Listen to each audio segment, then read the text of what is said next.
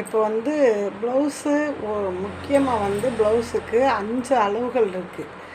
அது என்னென்ன அளவுகள், எப்படி எடுக்கிறது அப்படிங்கிறத உங்களுக்கு நான் இப்போ அளவுகள் மட்டும் சொல்கிறேன். அதை பார்த்து நீங்கள் தெரிஞ்சுக்கோங்க.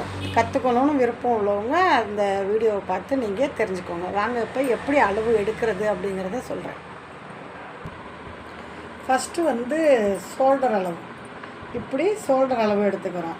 இப்போ இதில் வந்து நம்மளுக்கு 2.5 இன்ச்சு இருக்குது. ஷோல்டர் அளவு கரெக்டாக துல்லியமாக பார்த்தோம்னா இந்த தையல்லேருந்து பார்க்கும்போது கரெக்டாக 2.5 இன்ச்சு நம்மளுக்கு இருக்குது. அதுக்கப்புறம் இது ஃபஸ்ட் அளவா. அடுத்து ஷோல்டர்லேருந்து உயரம்.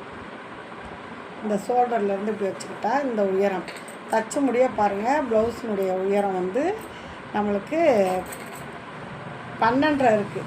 12.5 தச்சு முடிய இருக்குது. ஆல்ரெடி 13, 14 இருக்கணும் இந்த சுற்றளவுக்கு. இது ப்ளவுஸ் வந்து பழசாக போயிடுச்சு. இப்போ ஆள் வந்து கொஞ்சம் குண்டாயிட்டாங்க இல்லையா, அதனால் இப்போ 2வது அளவு வந்து ஷோல்டர்லேருந்து உயரம். ஓகேவா? அதுக்கப்புறம் ஷோல்டர்லேருந்து 3வது அளவு கழுத்து. ஷோல்டர்லேருந்து கழுத்தளவு.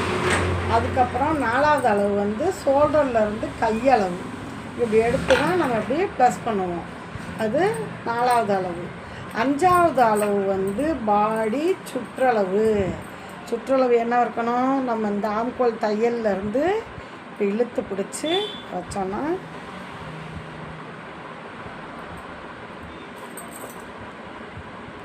இதுதான் 5வது அளவு.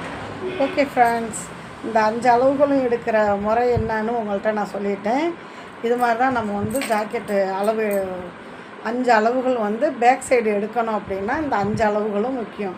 ஷோல்டர்லேருந்து உயரம், ஷோல்டர்லேருந்து கையளவு, ஷோல்டர்லேருந்து கழுத்தளவு, ஷோல்டர்லேருந்து ஷோல்டர் அகலம்.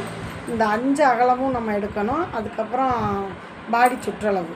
இந்த 5 அளவுகளும் எடுத்து நம்ம கட் பண்ணாவே ப்ளவுஸ் வந்து ரொம்ப சூப்பராக அமையும். ஓகே,